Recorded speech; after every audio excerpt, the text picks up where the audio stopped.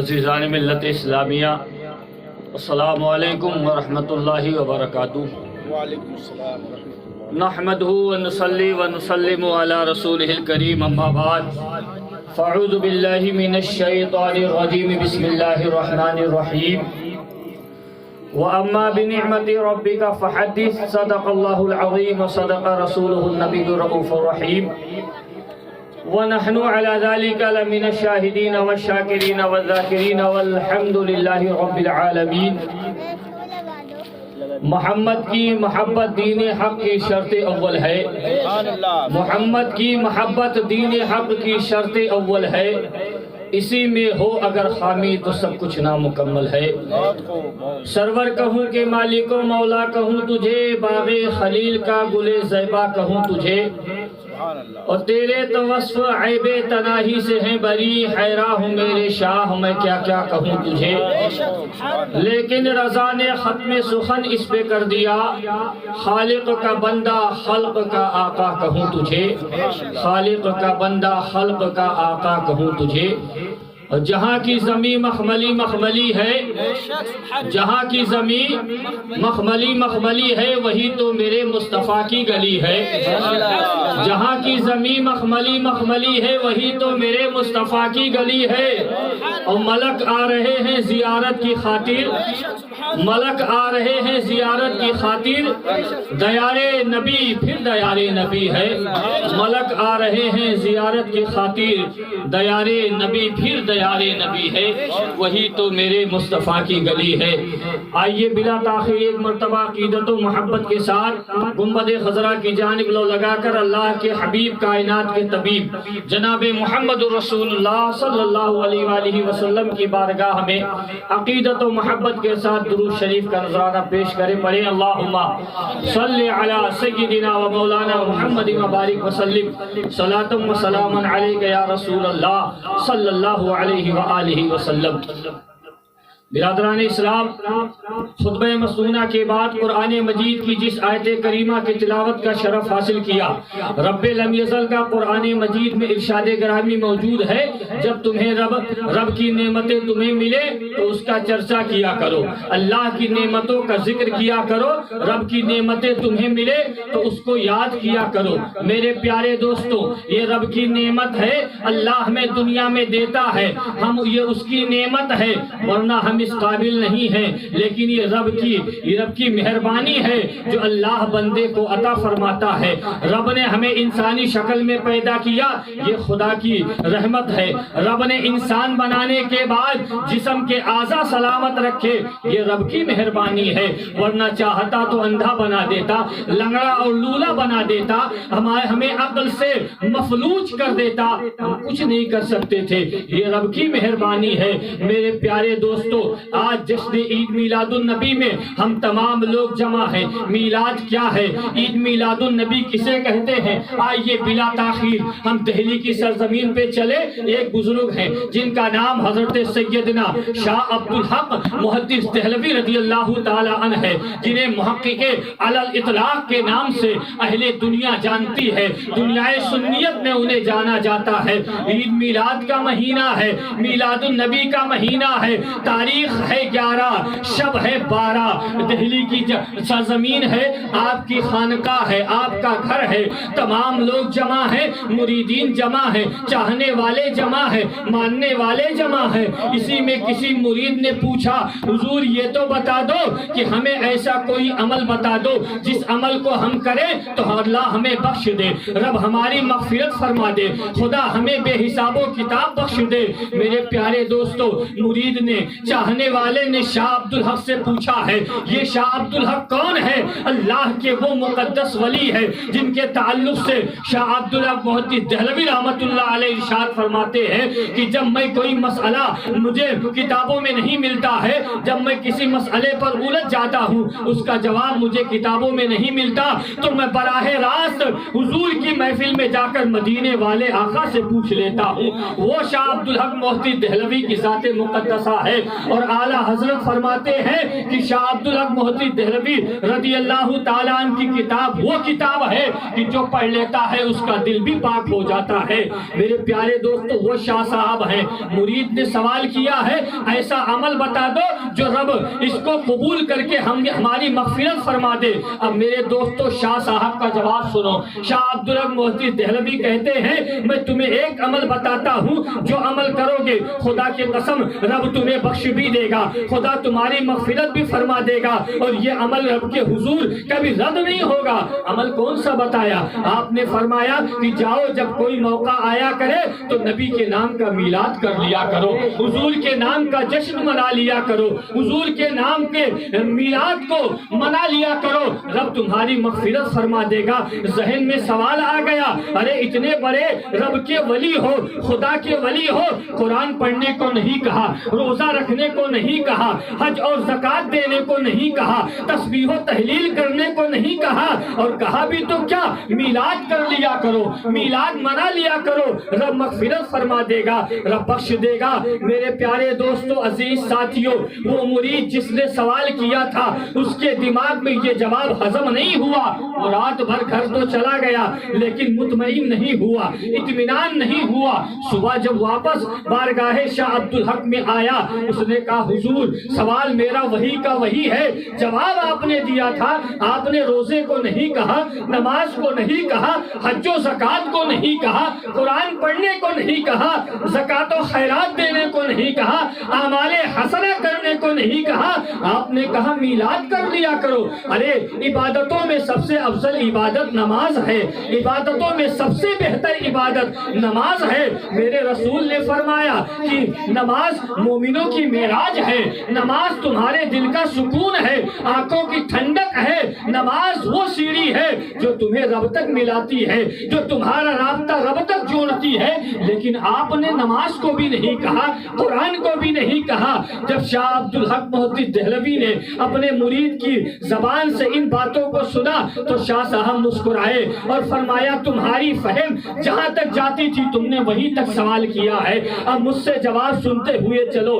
شاہ عبدالحق محدث دہلوی رحمت اللہ علیہ کہتے ہیں ارے نادان، نماز پڑھے گا لیکن قبول کرنے والی ذات اللہ کی ہے، وہ چاہے تو قبول کرے یا نہ کرے، روزہ رکھ، حج کر، زکوٰۃ دے، خیرات کر، صدقات دے، اعمال حسنہ کر، یہ سارے اعمال حسنہ ہیں، یہ رب کی قبولیت پر، رب کے قبول کرنے پر دار و مدار ہے ان کا۔ رب چاہے تو بندے کی نماز کو قبول کرے چاہے نہ کرے، روزہ قبول کرے نہ کرے، زکوٰۃ قبول کرے نہ کرے، اعمال حسنہ قبول کرے نہ کرے۔ شاہ صاحب فرماتے ہیں لیکن میلاد ایک ایسا عمل ہے کرنے والے کی زبان میں تاثیر ہو یا نہ ہو، کروانے والے کی زبان میں تاثیر ہو یا نہ ہو، اس کے عمل چاہے جتنے سیاہ ہو، لیکن جس نبی کے نام کا میلاد کر رہا ہے اس کے صدقے میں رب میلاد کو بھی قبول فرمائے گا، اور جتنے آئیں گے خدا ان سب کی مغفرت بھی فرمائے گا۔ سبحان اللہ، نعرہ تکبیر،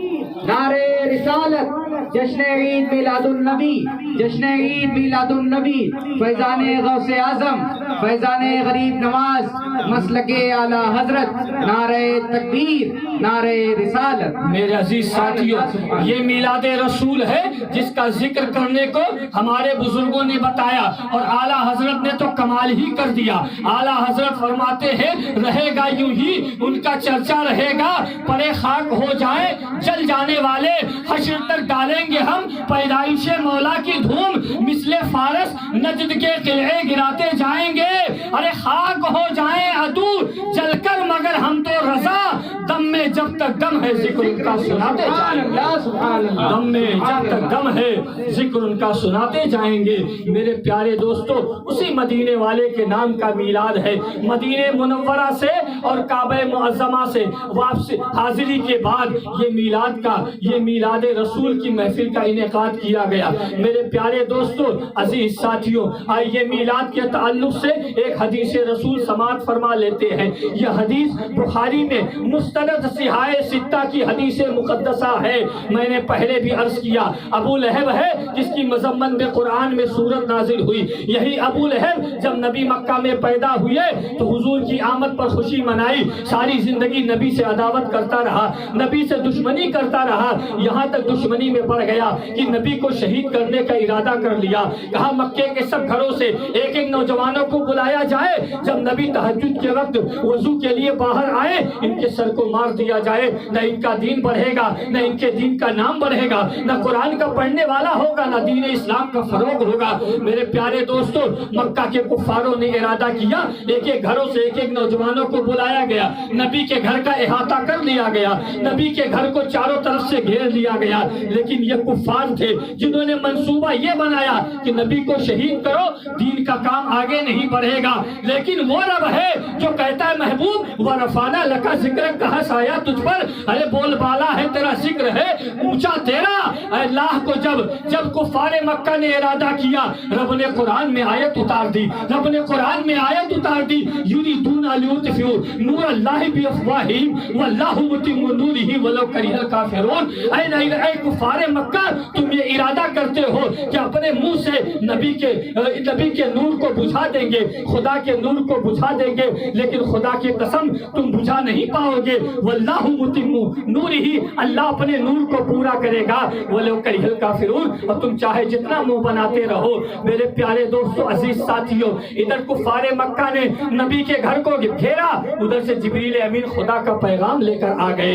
जिब्रील अमीन पैगाम इलाही लेकर आए, या रसूल अल्लाह, आप फौरन मक्का से हिजरत करके मदीना चले जाइए। मेरे प्यारे दोस्तों, ये मदीना क्या है जिससे आज मुसलमान आंखों और सरों से लगाता है, ये वही मदीना है जब रसूल हिजरत करके नहीं गए तो इसी मदीने का नाम यसरफ था। यसरफ का माना बीमारियों का घर था।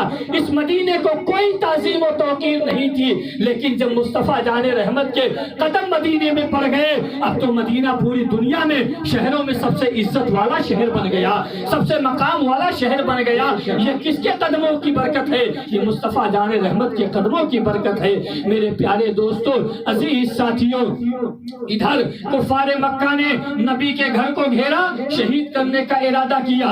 इधर रब ने जिब्रील को पैगाम लेकर भेजा, जिब्रील अमीन पैगाम इलाही लेकर आए, या रसूल अल्लाह फौरन मक्का से हिजरत करके मदीना चले जाइए। मेरे आकाए कौनो मक्का सल्लल्लाहु अलैहि वसल्लम ने हिजरत करने का इरादा फरमाया। मेरे प्यारे दोस्तों, वही मक्का के लोग जो नबी को नबी नहीं मानते थे, जो रसूल को रसूल नहीं मानते थे, जो नबी की नबूवत को तस्लीम नहीं करते थे, लेकिन अपनी अमानतें हुजूर के पास रखते थे, अपने माल नबी की बारगाह में जमा करते थे, वक्त आता था हुजूर से ले लेते थे। मेरे आका ने कहा, मक्के वालों की अमानतें मेरे पास हैं, ये अमानत मैं मक्के वालों को देकर फिर मैं मदीने जाऊंगा। लेकिन जिब्रील अमीन ने कहा, या रसूल अल्लाह, हिजरत करने का फरमान रब की तरफ से आया है, हिजरत का हुक्म रब ने दिया है कि ऐ जिब्रील जाओ, मेरे महबूब से कह दो फौरन मक्का से हिजरत करके मदीना चले जाएं। मेरे प्यारे दोस्तों, एक बात यहाँ पर अर्ज कर दूं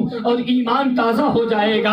मेरे आका ने मौलाए कायनात को बुलाया, अली मुर्तज़ा को बुलाया, कहा अली को बुलाया जाए। अली मुर्तज़ा आ गए हैं। मेरे नबी ने मक्के वालों की अमानतें अली के सुपुर्द कर दी, कहा ए अली, ये अमानत मैं तुम्हें देता हूँ, ये मक्के वालों की अमानत है, इस अमानत को तुम देकर सुबह तुम भी मदीने चले आना। मेरे आका सल्लल्लाहु अलैहि वसल्लम ने अपने दरवाजे के सामने से चंद मिट्टी की कंकरियां उठाई, उन कंकरियों पर सूरे यासीन की चंद आयतें करीमा पढ़ी और पढ़ने के बाद काफिरों पर फेंक दिया। सारे के सारे काफिर अंधे हो गए, सारे से के सारे काफिरों की आंखों से दिखना बंद हो गया।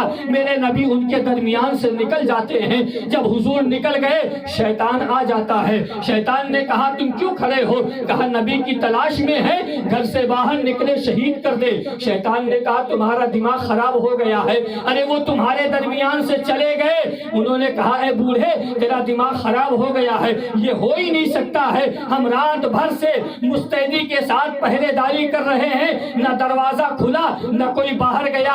اس ابلیس نے کہا نہیں نہیں وہ تمہارے درمیان سے چلے گئے۔ عرب کے لوگوں نے کہا، مکہ کے لوگوں نے کہا ارے تیرا دماغ خراب ہے، جب کوئی گھر کے باہر جائے گا تو دروازے کا کھلنا شرط ہے، بنا دروازہ کھولے گھر کے باہر نہیں جایا جا سکتا۔ میرے پیارے دوستو، ابلیس نے کہا تمہیں یقین نہیں ہے تو اپنے سروں پر ہاتھ لگاؤ، اگر تمہارے سروں پر مٹی ہے سمجھ لو چلے گئے، نہیں ہے تو نہیں گئے۔ جب تمام مکہ کے ان لوگوں نے اپنے سروں پر ہاتھ لگایا تو واقعی میں ان کے سروں پر مٹی تھی۔ کہا حقیقت میں تیری بات تو سچ معلوم ہوتی ہے۔ اس نے کہا وہ چلے گئے۔ کہا پھر گھر کے اندر موجود کون ہے؟ ابو جہل اور ابو لہب اور دیگر تمام مکہ کے کفار دروازے کو توڑ کر گھر کے اندر داخل ہوئے تو کیا دیکھا کہ بستر پر کوئی سویا ہوا ہے، چادر نبی تان کر اوڑھ کر کوئی سویا ہوا ہے۔ میرے پیارے دوستو، ان لوگوں نے کہا دیکھو وہ بوڑھا آدمی جھوٹ بول رہا تھا، یہ دیکھو بستر پر نبی سو رہے ہیں، وہ کہہ رہا ہے چلے گئے۔ ابو جہل نے چادر کو اٹھا کر دیکھا تو رسول کے بستر پر کیا دیکھتا ہے کہ مولائے کائنات آرام فرما ہے، علی مرتضیٰ سو رہے ہیں۔ اس نے جگایا اور کہا اے علی تم سو رہے ہو، تمہیں نیند کیسے آ گئی؟ تمہیں معلوم نہیں کہ چاروں طرف سے ہم نے اس گھر کو گھیر رکھا ہے، انتظار میں ہے کہ نبی باہر نکلے انہیں قتل کر دیا جائے، تمہیں نیند کیسے آ گئی؟ تم آرام سے سو رہے ہو۔ حضرت مولائے کائنات فاتح خیبر نے ارشاد فرمایا اے ابو جہل میں تو آرام سے سو رہا ہوں، مجھے کسی بات کی فکر نہیں ہے۔ اس نے کہا ارے موت کے بستر پر کسی کو نیند نہیں آتی ہے، تم آرام سے سو کیسے رہے ہو؟ حضرت علی نے اس ابو جہل سے اور مکہ کے تمام کافروں سے ارشاد فرمایا کہ میں اس لیے سو رہا ہوں کہ علی کے زندگی کی ضمانت نبی نے دی ہے۔ بے شک ابو جہل نے کہا کیسے؟ علی نے فرمایا جب میرے نبی نے مجھے یہ امانت دی اور دیتے وقت یہ ارشاد فرمایا کہ اے علی یہ مکہ والوں کی امانت ہے، یہ امانت دے کر تم بھی صبح مدینے چلے آنا، میں سمجھ گیا کہ جب تک علی مدینہ نہیں جائے گا تب تک اسے موت نہیں آئے گی۔ بے شک بے شک سبحان اللہ۔ میرے پیارے دوستو، اس لیے کہ علی کے زندگی کی ضمانت دینے والا نبی ہے، اور نبی نے جب یہ ارشاد فرما دیا کہ اے علی جب تک تم مدینے نہیں آؤ گے تمہیں موت نہیں آئے گی۔ میرے پیارے دوستو عزیز ساتھیو، یہ وہ مدینہ منورہ ہے جو میرے رسول کے قدموں کی برکت سے آج پوری دنیا میں محبوب ہے۔ مسلمانوں کا سب سے محبوب اگر کوئی شہر ہے تو اس شہر مقدس کا نام مدینہ منورہ ہے۔ میرے پیارے دوستو، آج جشن عید میلاد النبی صلی اللہ علیہ وسلم میں شریک ہیں۔ یہ وہی ابو جہل ہے جس نے ایسے پروگرام بنائے، لیکن جب حضور کی آمد ہوئی، مکہ میں نبی پیدا ہوئے، اس نے خوشی منا کر اپنی نوکرانی کو آزاد کر دیا۔ یہ ابو جہل مر جاتا ہے۔ اس میں دو روایتیں موجود ہیں۔ ایک روایت یہ ہے کہ اس کے بیٹے نے اپنے باپ کو خواب میں دیکھا، دوسری روایت یہ ہے کہ حضرت عبداللہ ابن عباس نے دیکھا۔ روایت جو بھی ہو، لیکن دیکھنے والے نے پوچھا اے میرے باپ یہ بتا دے کہ تیرے ساتھ رب نے کیا معاملہ کیا؟ اللہ نے تجھے عذاب میں گرفتار کیا یا رب نے تجھے بخش دیا؟ ابو لہب اپنے بیٹے کے خواب میں جواب دیتا ہے اے میرے بیٹے سن سن، میں نے زندگی بھر نبی سے عداوت و دشمنی کی ہے، نبی کے دشمنی میں زندگی بھر میں جیتا رہا، میں انہی کی دشمنی میں زندگی بھر جیتا رہا، اسی پر مجھے موت آ گئی، رب نے مجھے عذابوں میں مبتلا کر دیا، رب نے مجھے عذاب میں گرفتار کر دیا، لیکن پیر کے دن صبح صادق کے وقت میرے عذابوں میں کمی کر دی جاتی ہے، مجھے انگلی کے اشارے سے پانی پلا دیا جاتا ہے۔ بیٹے نے باپ سے پوچھا ایسا کیوں ہے؟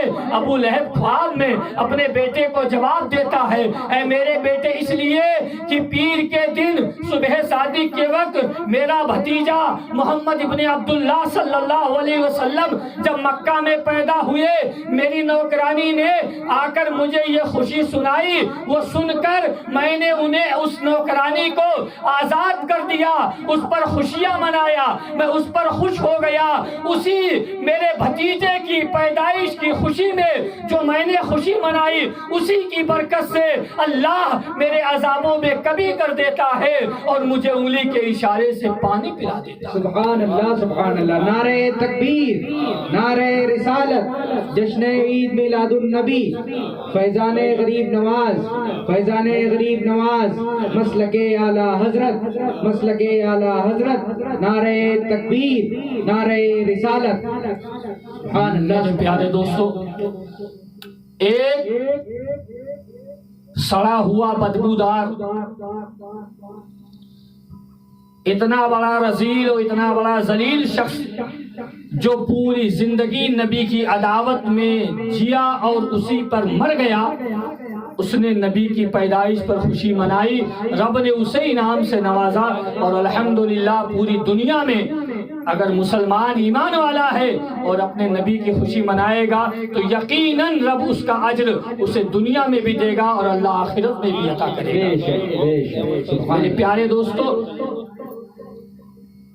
اور ابھی آپ نے مجھ سے پہلے وہ ایک حضرت بیان کر رہے تھے واقعہ یوں ہے کہ حشر کا جب میدان ہوگا تو اللہ کے حضور دو لوگ لائے جائیں گے، ایک نہیں ہوگا، دو ہوں گے، کیونکہ فیصلہ کس میں ہوتا؟ دو لوگوں میں. کون غلط کون صحیح؟ ایک پر کوئی فیصلہ نہیں ہوتا، فیصلہ دو لوگوں میں ہوتا ہے کہ اس میں صحیح کون ہے، غلط کون ہے. تو دو لوگ رب کے حضور لائے جائیں گے، دونوں کے اعمال تولے جائیں گے. اور اعلیٰ حضرت کے اس پر شعر بھی سناؤں گا کہ اعلیٰ حضرت نے اس حدیث کو سن کر کیا شعر کہا.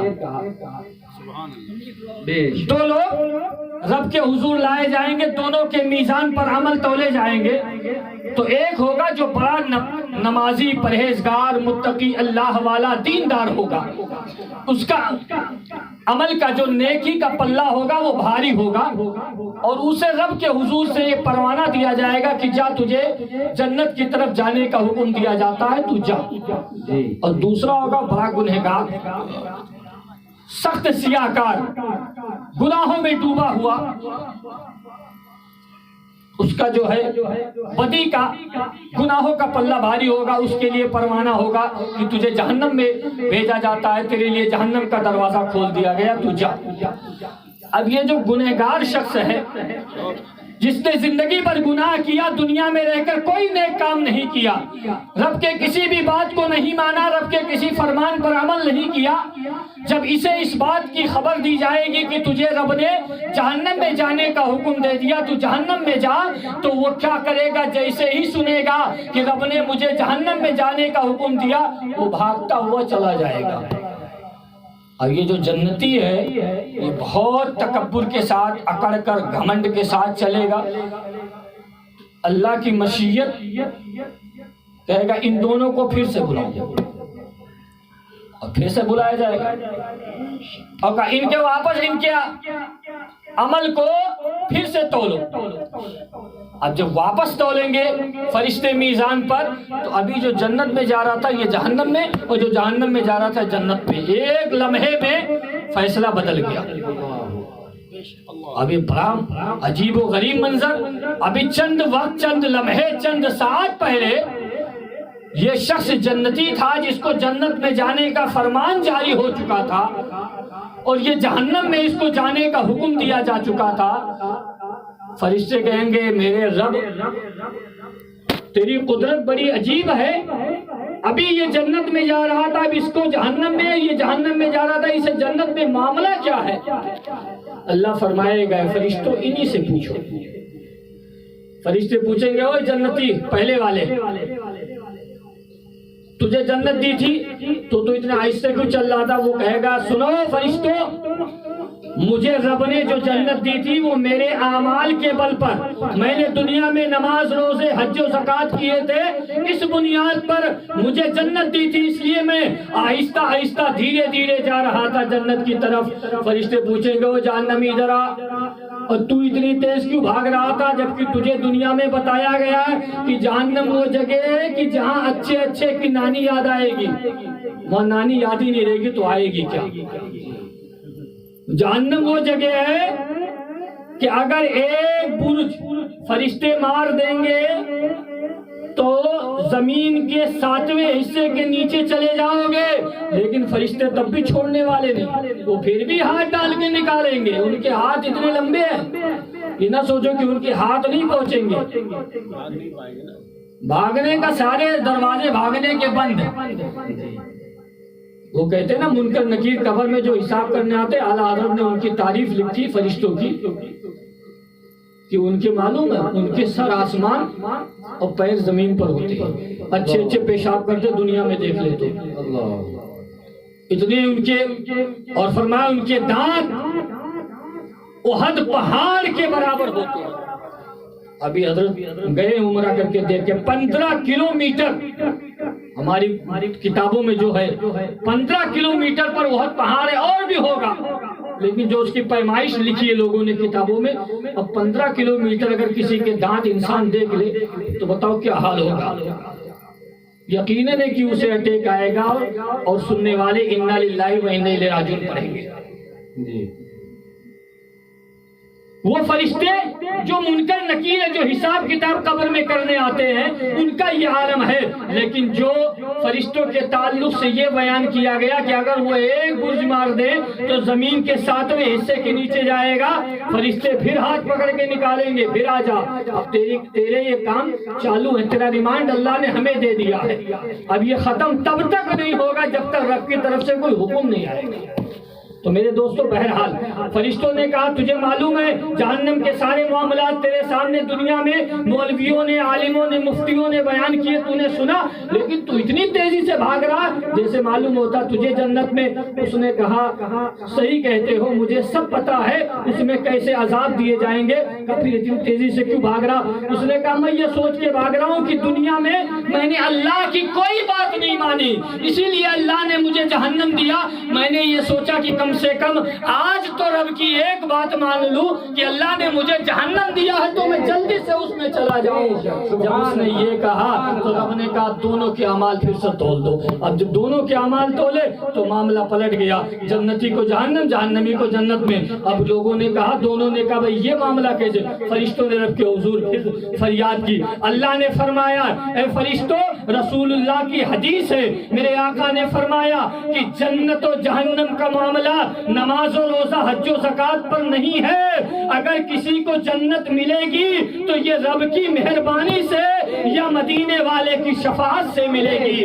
اعمال سے جنت نہیں ملنے والی ہے، اعمال سے گناہ معاف ہو سکتے ہیں، اعمال سے درجے بڑھائے جا سکتے ہیں، اعمال سے ہمارے بگڑے کام بن سکتے ہیں، لیکن بخشش اور مغفرت کا جو مدار ہے یا تو رب کی رحمت پر ہے یا تو مصطفیٰ جان رحمت کی شفاعت پر ہے۔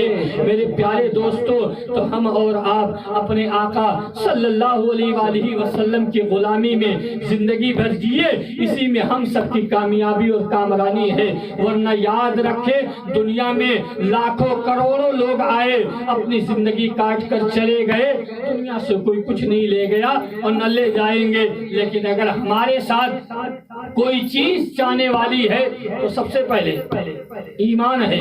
ایمان بچا کے چلیے۔ ایمان ہے اللہ کو ایک ماننا، رسول اللہ کو رسول ماننا، کتابوں کی، فرشتوں کی، قیامت کی، ان تمام چیزوں پر یقین رکھنے کا نام ایمان ہے۔ لیکن اعلیٰ حضرت نے جو ان کی تعریف کی، آپ فرماتے ہیں کہ ایمان کی جو سب سے پہلی سیڑھی ہے، ایمان کا جو سب سے پہلا زینہ ہے، اس کا نام تعظیم رسول اور محبت رسول ہے۔ اس لیے اچھے کام کرنے کی کوشش کریں، دنیا میں رہیں، اچھے کام کریں۔ جو لوگ اچھے کام کرتے ہیں، آج ہم جن کے شہر میں رہتے ہیں، بات بتا دوں یہ کون ہے، یہ کہاں کے رہنے والے؟ یہ ہندوستان آئے، پہلے ہند تھا، اب ہندوستان ہے، رہنے والے سنجر اور عراق کے، خراسان پہاڑی۔ ان کا یہاں نہ کوئی رشتہ دار، نہ چاہنے والا، نہ جاننے والا۔ 810واں عرس ہوا، 810 سال یا 830-40 سال پہلے آئے۔ یا ان کا کوئی جاننے والا نہیں، کوئی ان کا چاہنے والا نہیں، کوئی نہیں جانتا معین الدین حسن کون ہے۔ ان کا نام معین الدین ہے، آپ کا نام حسن سنجری ہے، سجدی جو بھی کہہ لو ہے۔ یہاں آئے کوئی جاننے والا نہیں، رشتہ دار نہیں، لوگوں نے زہر دیا کہ مار دو، وہی سین جو مدینے میں ہوا وہی ان کے ساتھ ہوا۔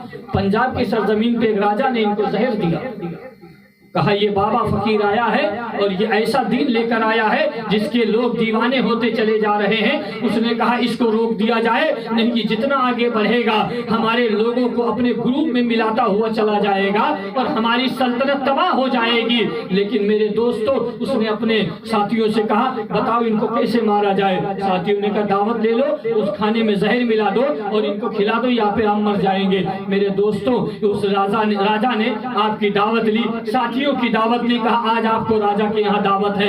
آپ نے فرمایا قبول ہے، جاؤ میں شام کو آ جاؤں گا۔ لیکن اس راجا کی جو ماں تھی اس نے کہا بیٹا یہ مت کرو، ہمارے گھرانے میں یہ شعبہ نہیں دیتا کہ کسی مہمان کو گھر بلا کر زہر دے کر مارا جائے، ہمارے یہاں یہ رواج نہیں ہے۔ لیکن بیٹا چونکہ جس پر شیطان غالب آ جائے وہ کچھ نہیں سنتا، کسی کی نہیں سنتا۔ اس نے کہا تم چپ رہو، میں جو کر رہا ہوں میں وہ صحیح کر رہا ہوں۔ میرے دوستو، اس کی ماں نے آپ کے لیے، غریب نواز کے لیے، اس کی ماں کے دل میں محبت تھی، اس نے 2 آدمی چوری سے بھیجے، جاؤ ان بابا سے کہہ دو کہ ہمارے بیٹے کے یہاں دعوت کھانے نہ آئے کیونکہ ہمارے بیٹے نے ان کے کھانے میں زہر ملوا دیا ہے، وہ کھائیں گے تو وہ مر جائیں گے، ان کے ساتھ والے مر جائیں گے۔ وہ 2 اس بوڑھی ماں کے آتے ہیں آدمی اور حضور غریب نواز کو اس بات کی خبر دیتے ہیں۔ آپ نے فرمایا تم نے ہمیں خبر دی، اس کا شکریہ، جس نے تمہیں بھیجا اللہ اس کو بھی جزا اور سزا دے، میں اس کے شکر گزار ہوں۔ جاؤ تم نے کہہ دیا، میں نے سن لیا، چلے جاؤ۔ شام کا وقت ہوا، اس نے سپاہی بھیجا، جاؤ بابا کے اور ان کے ساتھیوں کو بلا لاؤ۔ غریب نواز اپنے ساتھیوں کے ساتھ جاتے ہیں اور دسترخوان پہ بیٹھ گئے، کھانا لگا دیا گیا۔ اب یہ تو خوش ہے کہ ابھی جیسے نوالا حلق میں جائے گا ان کا کام لگ جائے گا اور ہمارا کام ہو جائے گا، لیکن انہیں معلوم نہیں ہے کہ جو درویشی میں زندگی بسر کرتا ہے وہی دنیا بدلتا ہے، وہی دنیا بدلنے کی طاقت رکھتا ہے۔ جو فقیروں والا لباس پہنتا ہے وہ زمین و آسمان یکساں دیکھتا ہے، اس کے نگاہوں سے کچھ پوشیدہ نہیں ہے۔ یہ خوشی منا رہے ہیں، ابھی شہنائی اور بینڈ باجے بجیں گے، ان کی موت کا بارات نکلے گا، لیکن جب کھانا دسترخوان پہ رکھا گیا، غریب نواز بیٹھے، ساتھ میں ساتھی بیٹھ جاتے ہیں۔ غریب نواز نے کہا بسم اللہ الرحمن الرحیم پڑھ کر کھانے کو کھایا جائے۔ جیسے ہی عطائے رسول غریب نواز نے کھانے کو ہاتھ لگایا، کھانے کے اندر اللہ نے، رب نے زبان دے دی، کھانا بول اٹھا، اے معین الدین حسن عالم پناہ، اس کھانے کو مت کھانا، اس میں تمہیں مارنے کے لیے زہر ملا دیا۔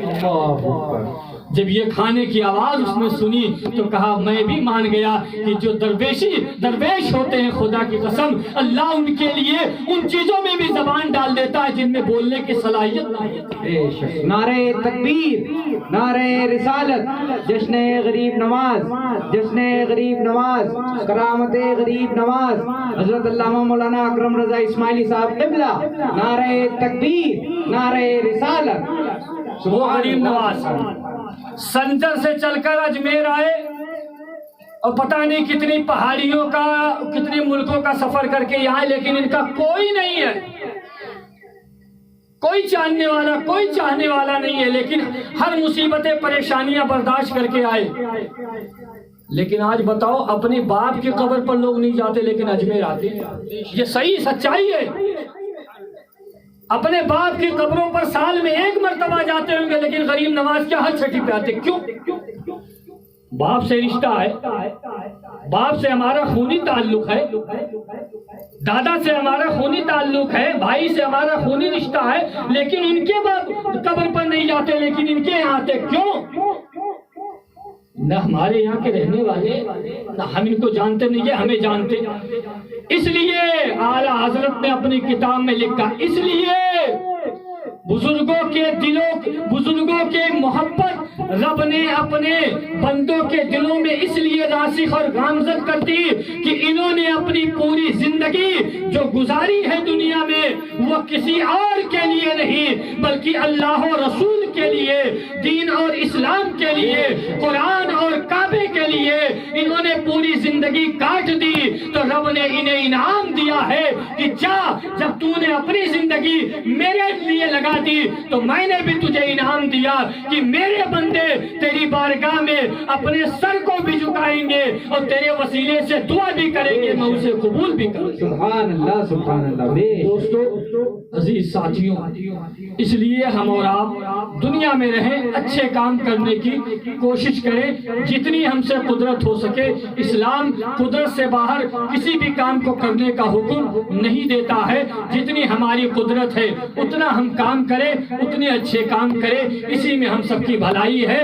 اور اللہ تعالی ہم تمام لوگوں کو حرمین شریفین کی زیارت ہمارے مقدر میں بھی اللہ ہمارے نصیب میں لکھے, اور حضرت وہاں سے آئے ہیں, ان کے وسیلے سے اللہ تعالی ہم تمام لوگوں کو بھی ان مقدس شہروں کی زیارت نصیب فرمائے.